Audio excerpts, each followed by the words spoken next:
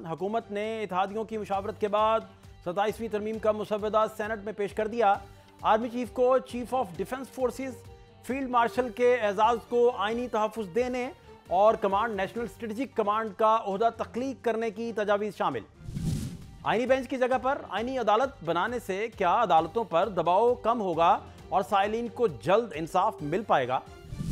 وزیراعظم نے آذربائیجان سے ویڈیو لنک کے ذریعے 27ویں ترمیم کے مسودے کی منظوری دی۔ کابینہ اجلاس میں صدر زرداری، پارٹی قائد نواز شریف اور اتحادیوں کے تعاون پر شکریہ ادا کیا۔ اور کیا مولانا فضل الرحمان آئین کی 280 دفعات میں سے 49 میں ہونے والی ترامیم کی حمایت کریں گے یا اسلام آباد مارچ کا رستہ اپنائیں گے؟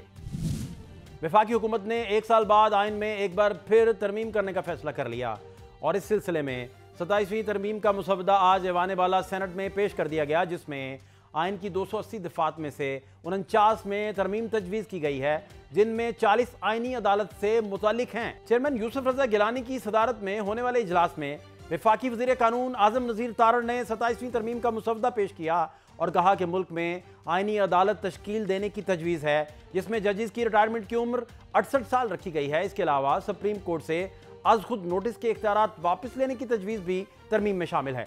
جوڈیشل کمیشن آف پاکستان کی سربراہی آئینی عدالت کے چیف جسٹس اور سپریم کورٹ کے چیف جسٹس میں سے جو تعیناتی کے لحاظ سے سینئر ہوگا اس کے پاس رہے گی۔ سو موٹو کا اختیار ہم نے ختم کیا ہے تاکہ پھر کوئی چیف جسٹس آ کے لوگوں کو بے لباس نہ کرے، ہسپتالوں میں چھاپے نہ مارے، وزیر اعظموں کو گھر نہ بھیجے، وزیر اعظموں کو سولیوں پہ نہ لٹکائے۔ تو اس نیت کے ساتھ یہ کیا، مجھے امید ہے کہ اپوزیشن کے بھی یہ دن پھرتے رہتے ہیں، آج ہم ہیں کل آپ ہوں گے، ملک کے استحکام کے لیے اچھی سپرٹ کے ساتھ کام کریں، شخصیات کے نہیں سر ملک کے لیے ترامیم کی جاتی ہیں۔ وزیر قانون نے بتایا کہ army chief chief of defence forces بھی ہوں گے، field marshal, martial of the air force اور ایڈمرل آف دی فلیٹ کا عہدہ تاحیات رہے گا۔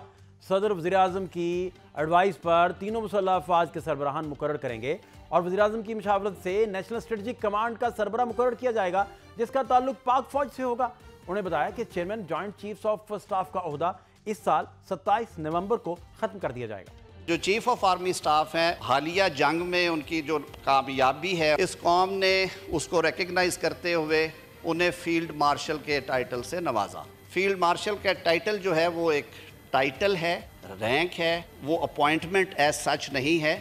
آرمی چیف جو ہے وہ اپوائنٹمنٹ ہے، اس کا ایک ٹائم فریم ہے، وہ 5 سال کے لیے ہمارے قانون کے مطابق قومی ہیروز ہوں گے جن کو یہ ٹائٹل دیا جائے گا، اور یہ ٹائٹل سر ساری دنیا میں تاحیات ہے کہ اس کی امپیچمنٹ یا ریورسل جو ہے وہ وزیر اعظم کا اختیار نہیں ہوگا، وہ پارلیمان کا اختیار ہوگا، کیونکہ وہ ساری قوم کا ہیرو ہے، کسی ایک وزیر اعظم کا یا ایگزیکٹو کا ہیرو نہیں ہے۔ جو موجودہ chairman joint chief of staff committee ہیں سر، وہ بھی ہمارے قومی ہیرو ہیں۔ ان کے مدت ملازمت جب انہوں نے وہ اپوائنٹمنٹ ان کی ختم ہوگی، اس کے بعد سر یہ عہدہ ابالش ہوگا۔ ہم نے چیف آف آرمی سٹاف جو ہیں انہی کو چیف آف ڈیفنس فورسز کی ذمہ داری سونپنی ہے۔ ایوان بالا میں حزب اختلاف کے نامزد کردہ اپوزیشن لیڈر علامہ ناصر عباس نے اس موقع پر کہا کہ 1973 کا آئین اتفاق رائے سے بنا، ایسی ترمیم کیوں لائی جا رہی ہے جس پر سب کا اتفاق نہیں؟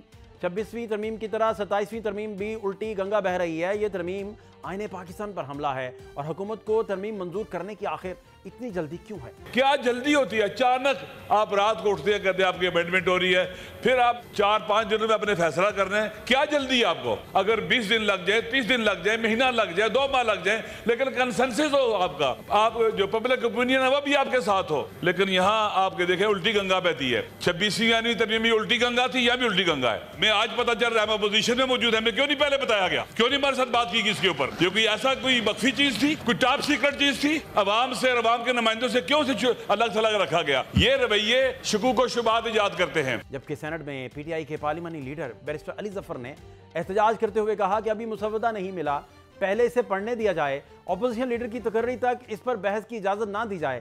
انہوں نے پورے ایوان پر مشتمل کمیٹی قائم کرنے کی تجویز دی جو مسترد کر دی گئی۔ میرے ساتھ والی seat leader of the opposition کی نہیں ہے، یہ کانسٹیٹیوشنل امینڈمنٹ ہے، اور لگتا یہ ہے کہ گورنمنٹ کو بھی اور دوسری ان کی اتحادی جماعتوں کو بھی جلدی ہے بہت۔ ہمیں ابھی ملا ہے یہ ڈرافٹ، ہم نے تو ایک لفظ نہیں پڑھا ابھی تک۔ جب تک یہ ویکنٹ سیٹ نہیں بنتی، میرا خیال ہے یہ ریفرنگ یا اس کے اوپر کانسٹیٹیوشنل امینڈمنٹ کے اوپر بحث بھی درست نہیں ہے. میں سجیسٹ کروں گا کہ بجائے اس کو بھیجنے کے نیشنل اسمبلی سینٹ کی جوائنٹ کمیٹی کو, let this Senate be treated as the committee as a whole.